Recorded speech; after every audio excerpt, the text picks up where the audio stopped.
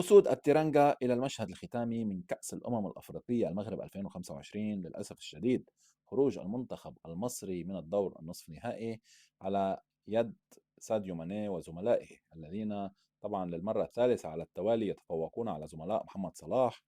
وهذا يضع العديد من علامات الاستفهام حول مستوى المنتخب المصري في السنوات الأخيرة، رغم أن المنتخب طبعا الفراعنة تأهلوا إلى المونديال إلا أنهم يعانون بشدة، ويجب عليهم التدارك وربما تغيير المدرب والتعاقد مع مدرب صاحب فكر كروي عالي ليقدر ويستطيع أن يترجم أفكاره إلى أداء مميز لمنتخب مصر.